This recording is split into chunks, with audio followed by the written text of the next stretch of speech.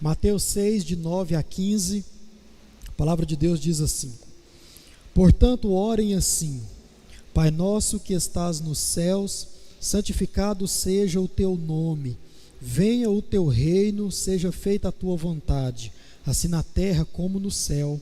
O pão nosso de cada dia nos dá hoje, e perdoa-nos as nossas dívidas, assim como nós também perdoamos aos nossos devedores. E não nos deixes cair em tentação, mas livra-nos do mal, pois teu é o reino, o poder e a glória para sempre. Amém.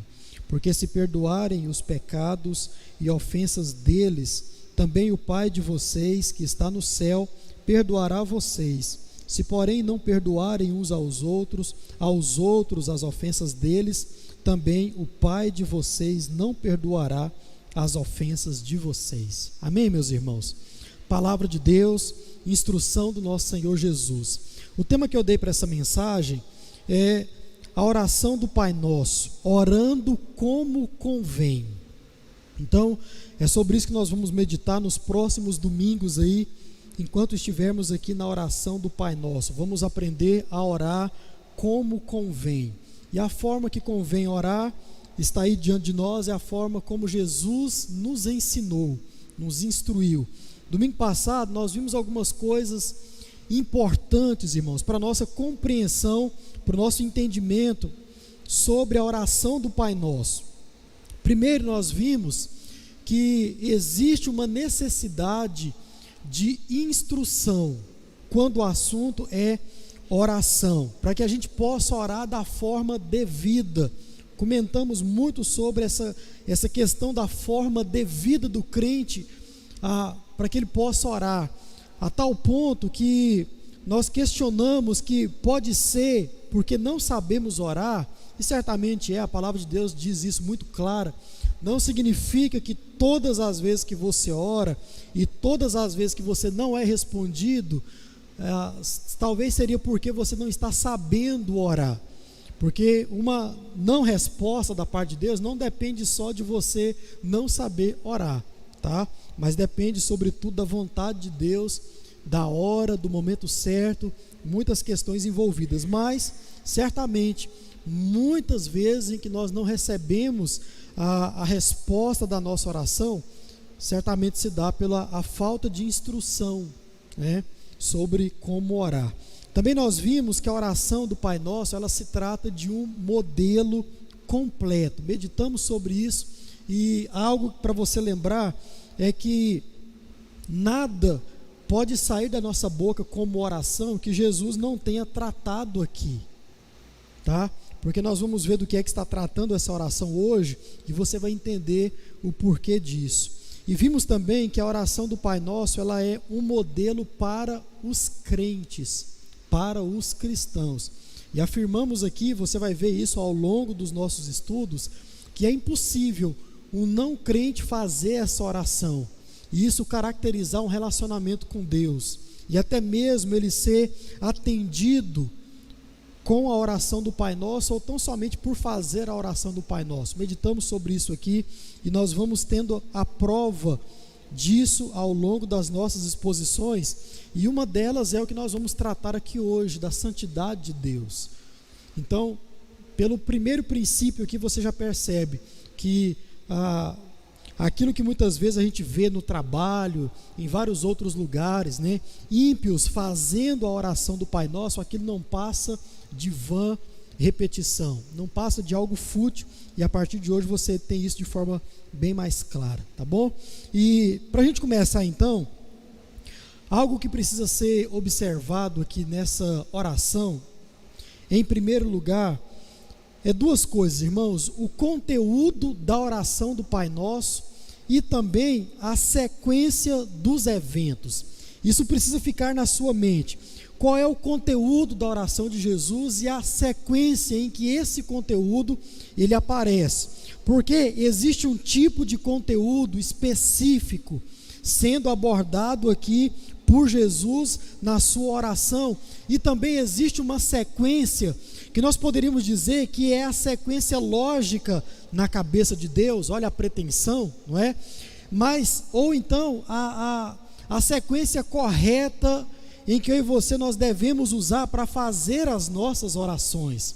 Então, você precisa se atentar a isso, principalmente quando você estiver somente aí diante da oração do Pai Nosso, mas você deve levar isso para toda a sua vida de oração, esse conteúdo específico e essa sequência dos eventos.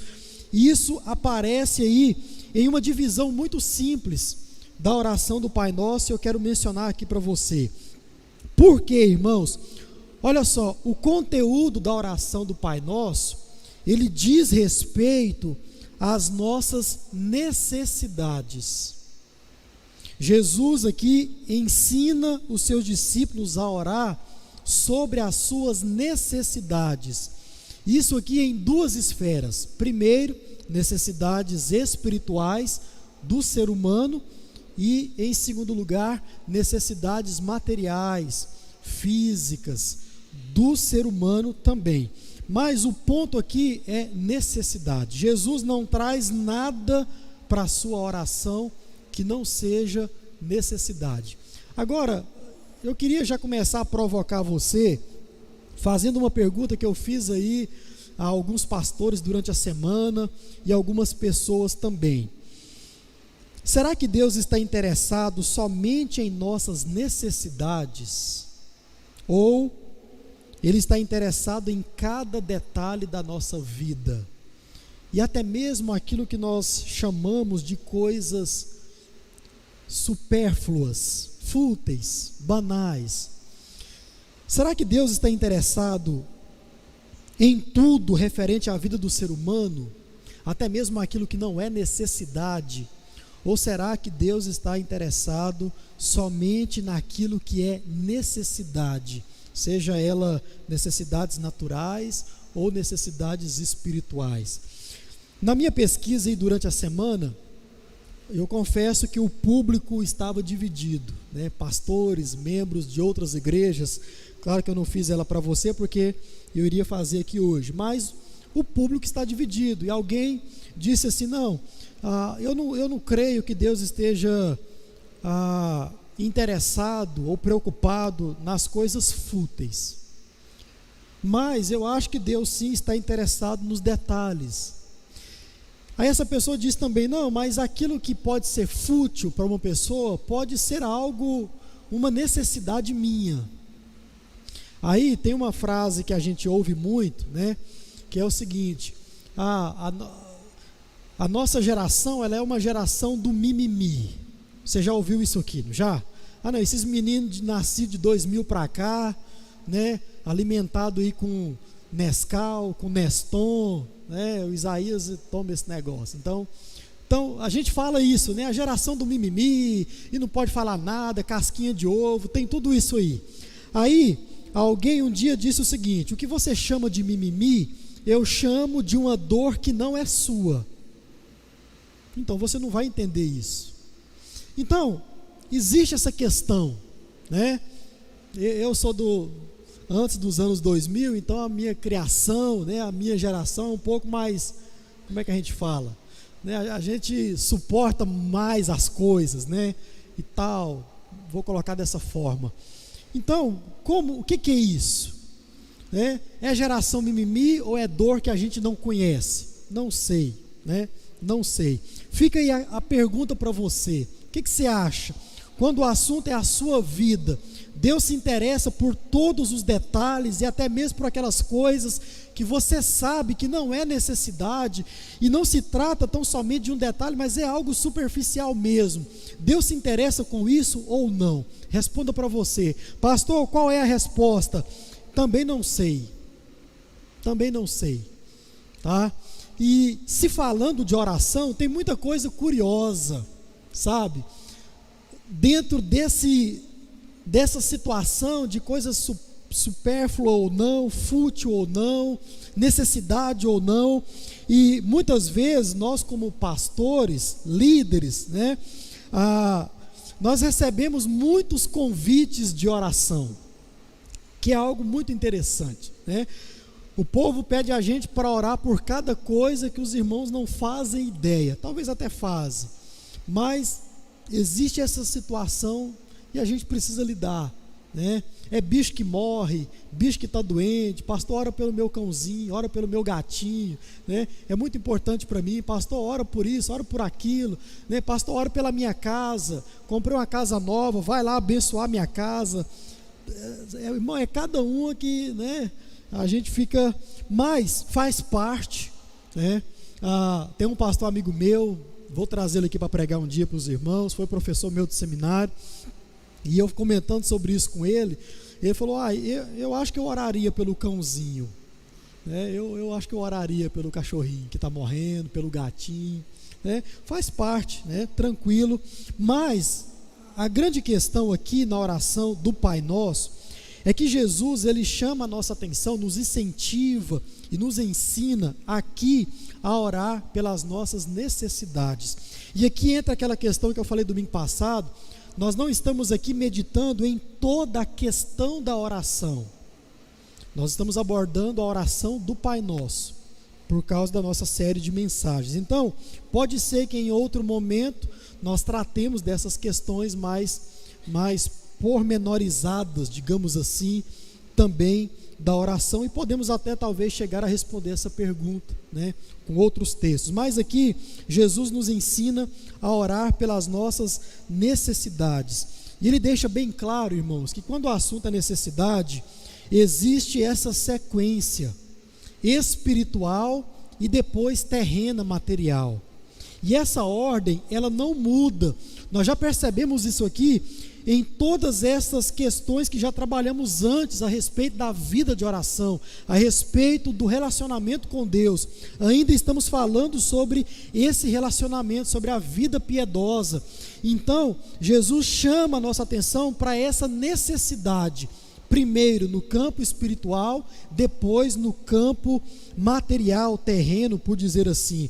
E em se falando de necessidades, nós devemos observar essa sequência.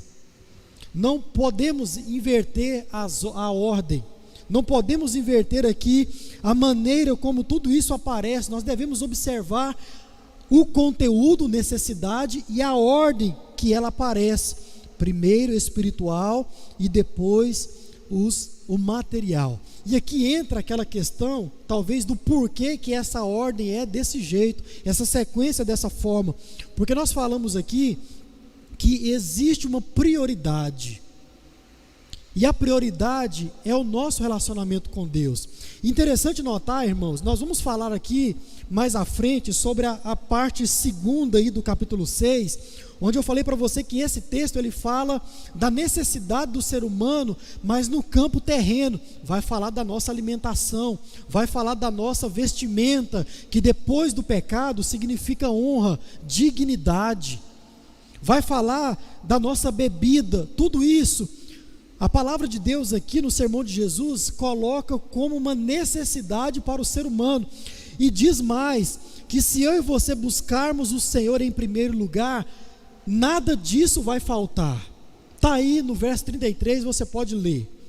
Agora, existe algo para a gente pensar. Paulo passou fome, Paulo foi preso, Paulo ficou com necessidade até de vestimenta. Tudo isso é narrado nas listas de sofrimento de Paulo, nas cartas que ele escreve. Se não me falha a memória, são 6 momentos onde Paulo descreve com detalhes todos os seus sofrimentos. E lá está nudez, está fome. Aí, como é que fica isso na nossa cabeça? Jesus promete que se a gente buscar o reino de Deus em primeiro lugar, nada disso vai faltar. Por que Paulo passou fome? Por que para Paulo faltou aquilo que era necessidade básica? Aí, vou responder isso lá na frente, mas fica algo para a gente pensar. Talvez, diante da palavra de Deus, ou de acordo com ela, necessidade não é aquilo que a gente acha que é necessidade. Porque se você fala que, não, então, Paulo não tinha uma vida santa, não buscava o Senhor em primeiro lugar. Eu não tenho coragem de falar isso. Acho que ninguém atesta isso. Falar que Paulo não buscava o Senhor em primeiro lugar. Ora, a prova dele sofrer da forma que sofreu por causa do nome de Cristo, já é uma grande prova disso. Então tem alguma coisa aí no que a gente chama de necessidade básica para o ser humano. E nós vamos meditar sobre tudo isso. Mas o que eu quero chamar a sua atenção é que existe uma ordem. E é por isso que as necessidades espirituais entram em primeiro lugar. Porque é elas que mantêm o nosso relacionamento com Deus. É as nossas necessidades espirituais. E eu quero pensar um pouco sobre isso com você. Deixe isso na sua mente.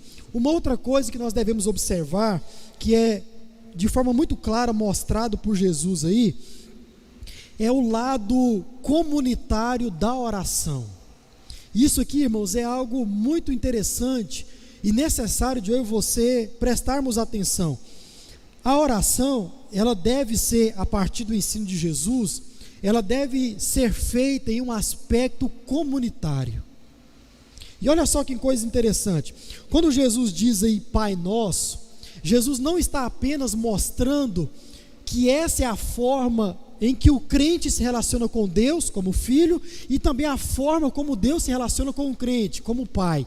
Jesus não está só mostrando isso, como já meditamos, é muito mais profundo, tem algo a mais. Jesus, ele está ensinando que oração, ela também e principalmente é feita em um campo da mutualidade, da cooperatividade, em um aspecto comunitário. Porque quando ele diz Pai Nosso, Jesus está dizendo que existem outros filhos de Deus, e devemos orar também por esses outros filhos. A nossa oração deve alcançar os outros filhos de Deus. Como falei para você, a oração do Pai Nosso é para crente, irmão. É Jesus ensinando os crentes a orar e dizendo: você é filho de Deus, então você tem irmãos. E você, como filho de Deus, deve orar pelos seus irmãos. A sua oração, ela deve ir além de você mesmo. É como que se Jesus estivesse dizendo: irmão, quando o assunto é necessidade do ser humano, a oração, ela deve alcançar os outros. Por quê? Um princípio muito básico: o outro também tem as mesmas necessidades que você. O seu irmão em Cristo, ele tem as mesmas necessidades que você. Por isso nós devemos orar por todos os irmãos. E aqui tem algo para eu e você meditarmos. Muitas vezes nós estamos na igreja e nós somos convidados para orarmos em público. Irmão, ore aqui para a gente, tarará, e o irmão se levanta e ora.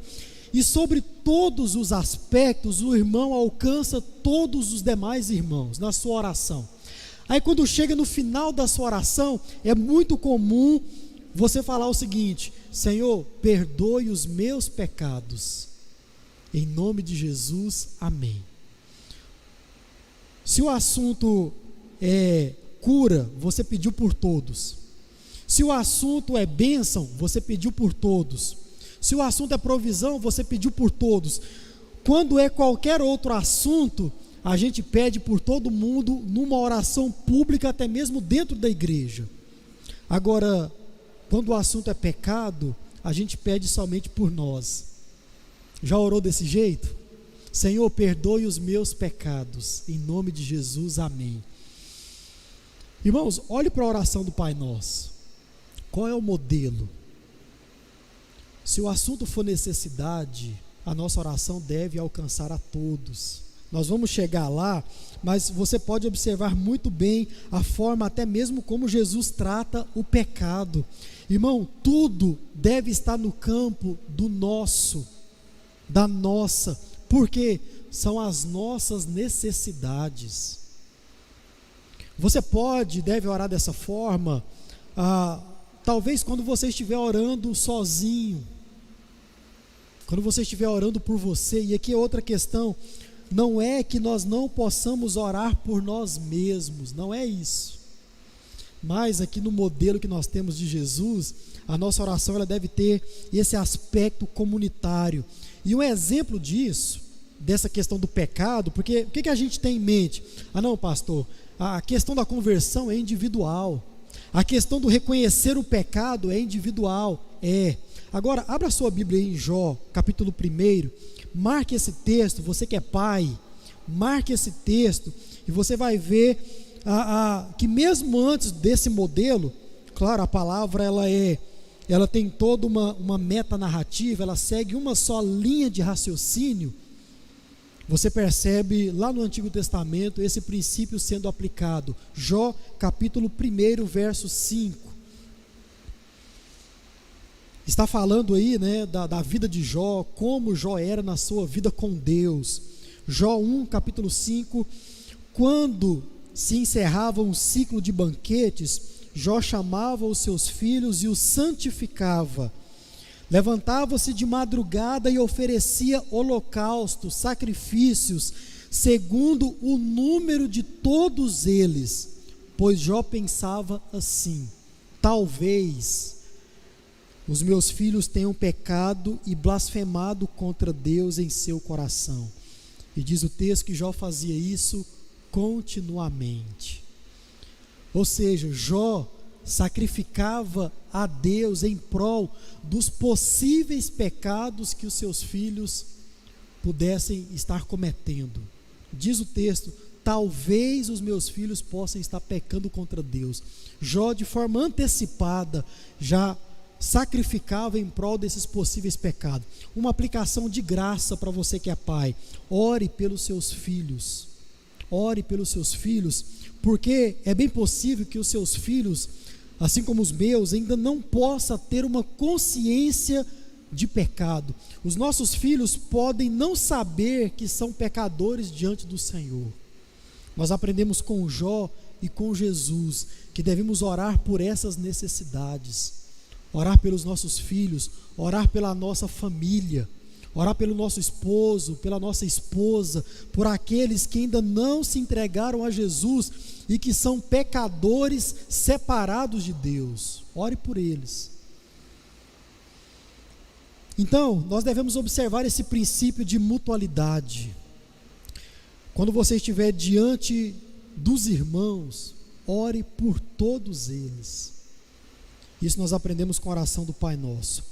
A oração do Pai Nosso, ela nos incentiva a abandonarmos toda e qualquer atitude egoísta.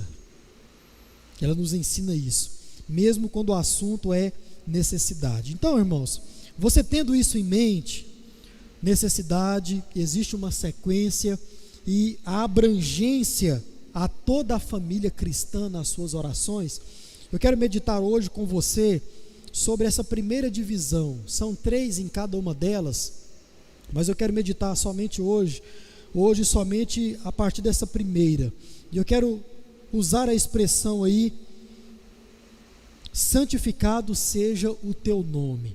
Essa é a primeira necessidade do crente, sobre a qual Jesus nos ensina a orar. Primeira coisa, o significado do termo santificado é o seguinte: reverenciado, aquele considerado santo. Então, o termo santificado, quando é atribuído ao Senhor, significa isso: aquele que é reverenciado, aquele que é considerado santo. A segunda coisa a se perceber aqui é que os judeus, eles tinham uma forma particular de tratar o Senhor. E eles usavam uma expressão que está aí na primeira parte da oração de Jesus. Não poderia ser diferente, Jesus era judeu. Então Jesus também tinha as práticas saudáveis, assim por dizer, que os judeus praticavam nas suas vidas religiosas. E olha só, irmãos, o judeu, ao se dirigir ao Senhor, ou até mesmo ao falar o nome de Deus, ele não falava o termo Deus, ou no caso Yahvé, como era dito, né, a partir da língua que eles falavam, o hebraico e até mesmo o grego. Eles não ousavam em falar o nome Deus. O que eles falavam? Teu nome. É por isso que Jesus usa essa linguagem, para ficar mais fácil na mente dos seus discípulos judeus a forma como eles deveriam se reverenciar diante do Deus Todo-Poderoso quando estivessem em oração ou quando estivessem praticando qualquer forma de se achegar a Deus, de se relacionar com Deus. Eles usavam a expressão o teu nome. Era assim que eles costumavam se dirigir ao Senhor, ou até mesmo a pronunciar, digamos assim, o nome de Deus. Eles usavam somente o teu nome. Então, santificado seja quem? Deus, ou o teu nome. Isso na cabeça dos judeus ia ficar mais fácil, o entendimento. Agora, olha só que coisa interessante. Eu e muitos concordam que isso era um exagero, né, da parte dos judeus.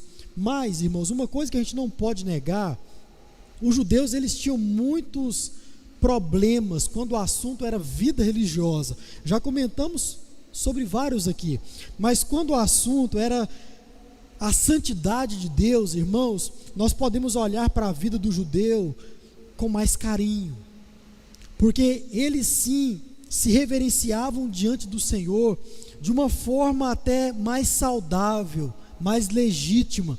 Eles entendiam que o nome do Deus Todo-Poderoso era santo, e nós também precisamos entender isso em toda a nossa vida cristã, também quando estivermos orando, mas mais que isso, quando estivermos nos relacionando com Ele, vivendo a nossa vida diária, entender que nós servimos um Deus que é santificado. Ele deve ser reverenciado, ele deve ser considerado como um ser santo. E uma outra coisa para a gente perceber aqui, é que ainda dentro dessa expressão o teu nome, em se falando do nome de Deus, eu quero mencionar aqui para vocês os nomes de Deus. No Antigo Testamento, Deus se revelou através de vários nomes, a partir da língua hebraica. O principal deles é Yahvé, que você conhece mais como Jeová. Então, a partir disso, você tem o próprio Deus dando outros nomes a Ele mesmo. E por quê? Por causa dos significados desses nomes. Olha só que coisa interessante. O termo Yahvé ou Jeová significa aquele que autoexiste, aquele que sempre existiu, aquele que é eterno. Então, ponto. Um ser que é eterno, ele tem condição de ter todas as outras qualidades que eu vou mencionar para você, citando cada nome de Deus. Então, primeiro, Yahvé. Aí você tem Yahvé Elohim. Você já ouviu certamente esse termo, que significa o Deus de toda força, o Deus de todo poder. Outro nome de Deus, Yahvé Nissim. Yahvé Nissim significa aquele que é o nosso pendão. Pendão é como se fosse uma causa. Então você poderia trocar aquele que é a nossa causa, que é a nossa doutrina, que é a nossa base. Você tem também Yahvé Jireh, aquele que provê, aquele que sustenta. Você tem Yahvé Rafá, aquele que cura, aquele que sara. Você tem Yahvé Shalom, aquele que é a nossa paz. O Senhor é a nossa paz. Você tem Yahvé Raam, que é o Senhor, é o nosso pastor. Aqui é o termo que o salmista usa lá no Salmo 23. É esse o nome que Davi usa quando ele fala no Salmo 23. Você tem Yahvé Tsidkenu, que significa o Senhor é a nossa justiça, o Senhor é o nosso advogado. E você tem Yahvé Shammah, que significa o Senhor está presente. Foram dessas formas, ou com esses nomes, que o Senhor se revelou no Antigo Testamento. E você percebe no Antigo Testamento e também no Novo Testamento, em toda a palavra de Deus, todas essas revelações sendo manifestadas. Você tem vários lugares esses significados sendo usados na palavra de Deus. O Senhor é o meu advogado, o Senhor é a minha justiça, o Senhor é quem me sustenta, o Senhor é a minha força. Os salmos usam muito os variados nomes que Deus tem. Porque cada nome revela uma qualidade de Deus, uma característica de Deus. Os judeus, ao usar disso, eles falavam o teu nome, e ao falar o teu nome, dependendo do contexto, eles estavam usando esses nomes aqui. Agora, por que eles falavam o teu nome? Porque, irmãos, eles se viam como pessoas insignificantes a tal ponto que eles pensavam: nós não somos dignos de falar, de pronunciar qualquer nome que Deus tenha. Então nós nos dirigimos a Ele como o teu nome. Como falei, isso pode ser um exagero, né? Nós não somos encorajados aqui a deixar de falar o nome Deus, ou Senhor, por exemplo, ou qualquer um desses aqui. Mas qual é o princípio? Você deve entender que você está diante de um Deus santo. Você serve um Deus que é santo. E isso precisa ficar na nossa mente. Agora, uma outra coisa e última que deve ficar, irmão, no meu e no seu entendimento, é uma seguinte observação. Tá, pastor, eu já sei de tudo isso. Sei que o Senhor é santo, sei que eu sirvo a um Deus santo, mas como isso é uma necessidade minha? Como dizer, santifica o teu nome? Como isso pode ser uma necessidade minha? Porque, irmãos, uma coisa que eu e você deve entender é que isso não é uma necessidade de Deus. Nós não devemos orar santificando o nome de Deus nos seguintes termos: ah não, fazendo isso eu vou estar aumentando a santidade de Deus. Não, nós não podemos fazer isso, porque isso é uma condição própria de Deus. Ele é isso. Deus não é menos santo em determinadas situações. A santidade dele não pode ser aumentada em outras determinadas situações. Então, isso aqui não se trata de uma necessidade de Deus, mas, como nós estamos falando, é uma necessidade do ser humano, minha e sua, crente. Agora, como isso se aplica? Irmão, muito simples. É para que as outras pessoas possam ver a santidade de Deus através dos discípulos de Deus. Lembra que nós falamos das nossas obras de justiça, e em praticando as nossas obras de justiça, os outros vão olhar para essas obras e vão glorificar ao Senhor? Santificar ao Senhor significa exatamente isso. Eu vou viver a minha vida de forma santa, reta, piedosa, e os outros vão ver isso, e eles então vão observar que existe um Deus santo, e que esse Deus, ele habita no meu coração. Irmão, por isso a necessidade de eu e você entendermos o que significa santificado seja o teu nome, ao orar, ao viver a sua vida, ao praticar qualquer coisa, meu irmão. Santificado seja o teu nome. Eu vou fazer isso mostrando santidade, mostrando uma retidão, mostrando uma pureza, uma integridade, uma sinceridade, porque outras pessoas estão olhando, os ímpios estão olhando, e eles, através das minhas ações, vão perceber que existe um Deus santo e vão glorificar o nome de Deus.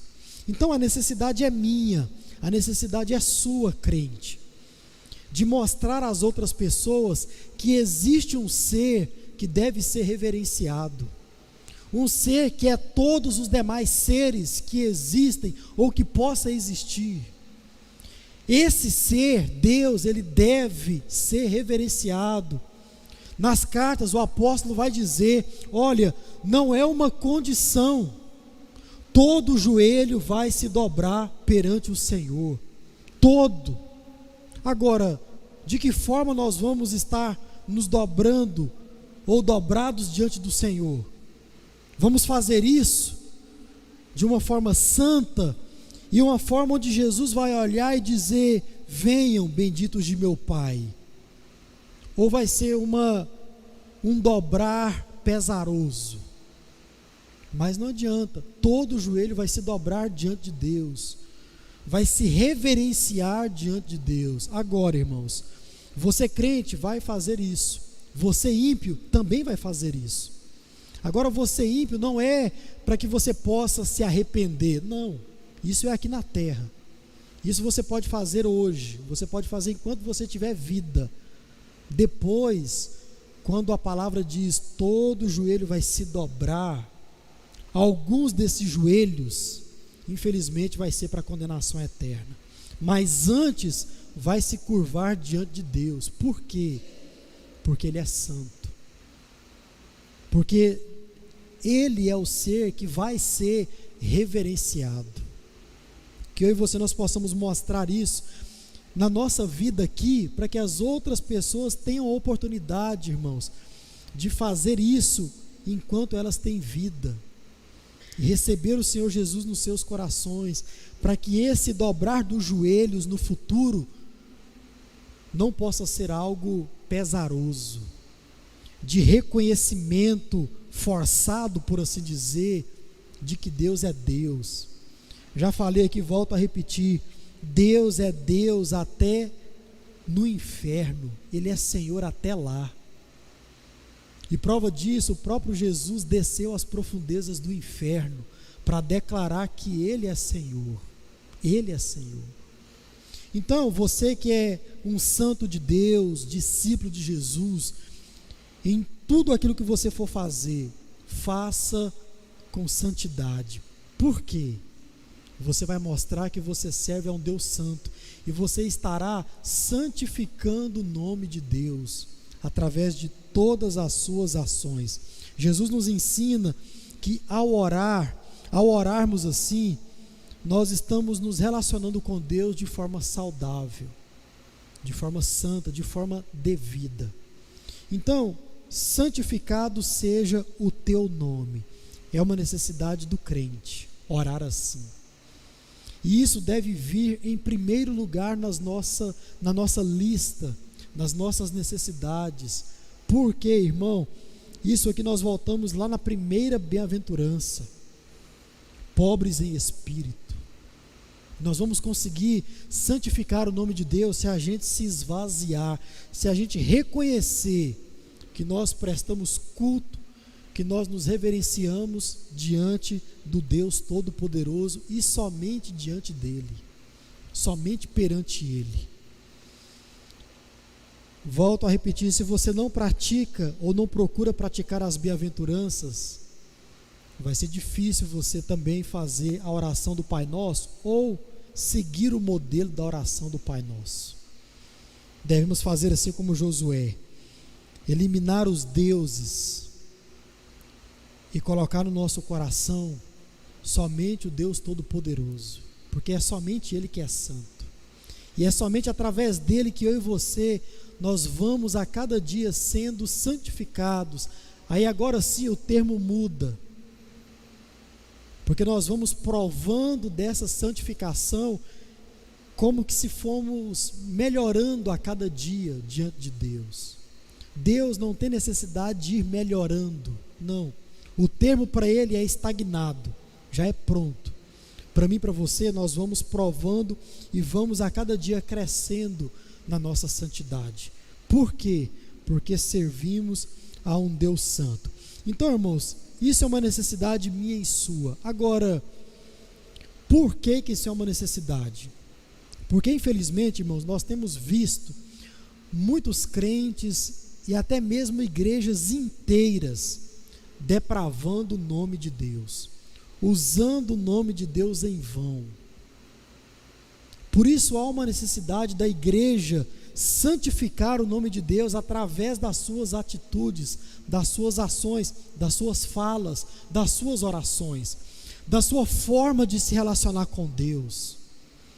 Como falei hoje pela manhã, mandei agora à tarde para você um vídeo onde diz lá que anjos apareceram de forma visível para determinadas pessoas.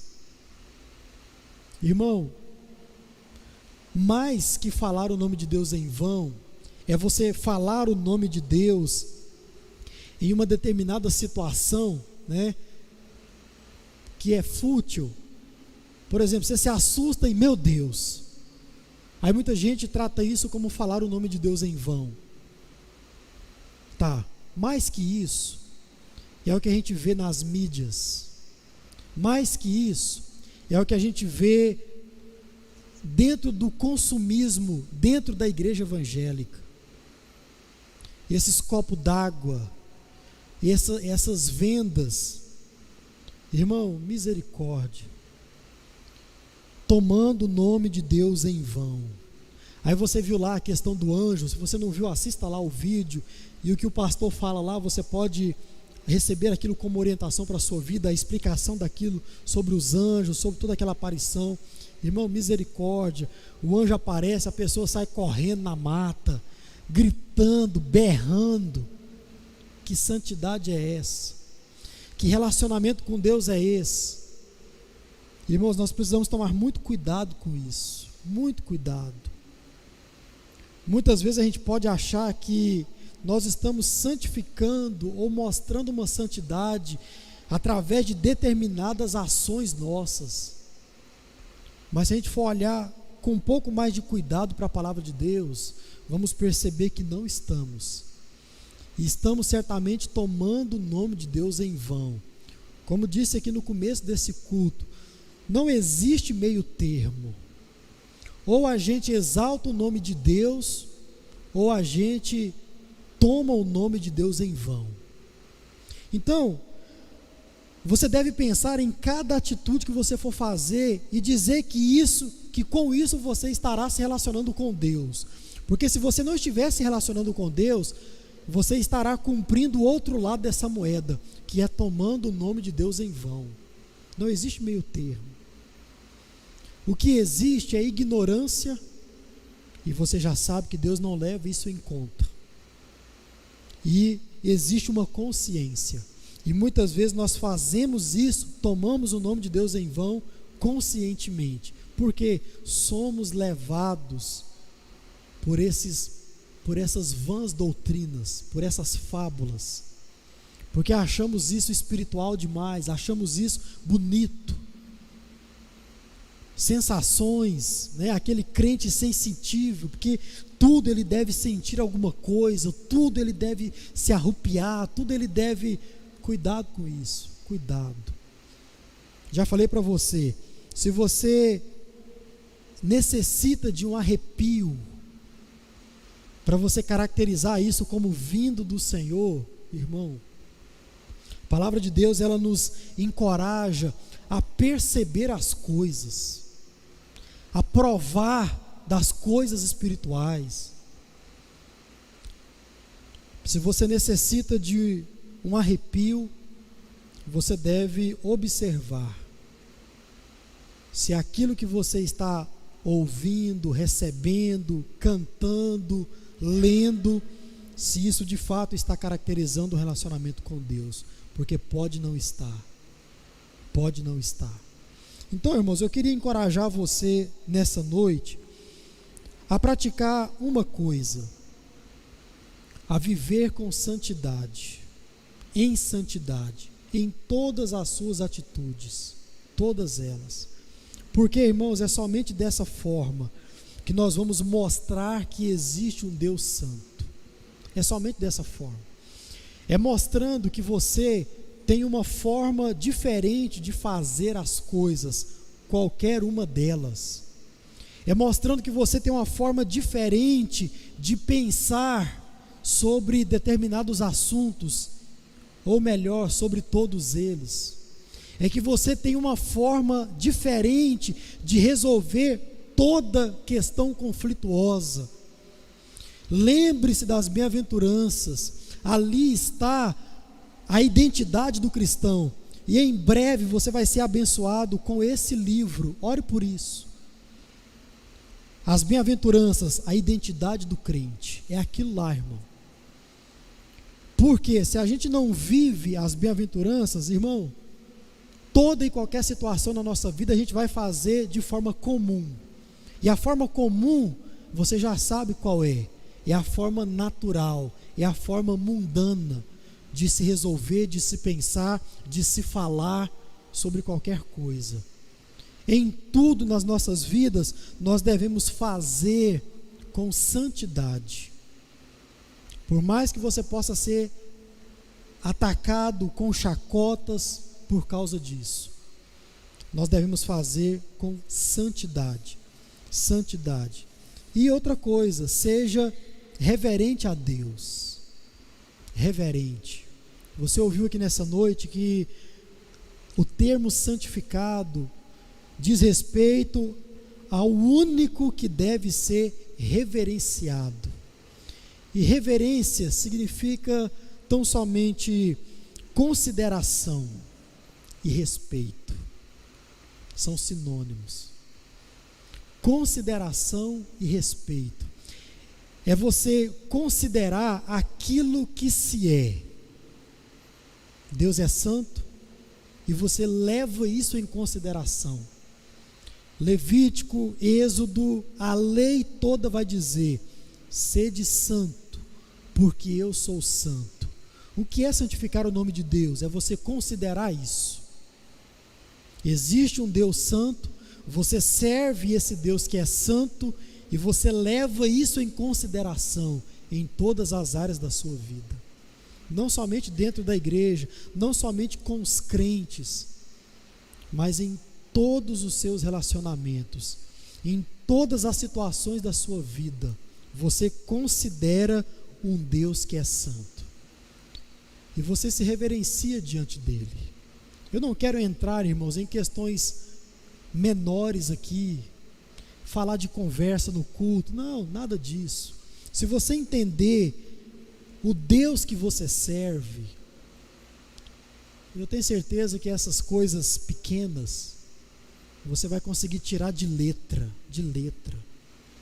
Então, continue servindo esse Deus que é santo e considerando essa santidade em todas as áreas da sua vida, todas elas, independentemente da situação, do momento, do público.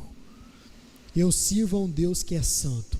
Qual é a forma que o Deus vai ser santificado? É através das minhas atitudes, das minhas ações. Amém, irmãos?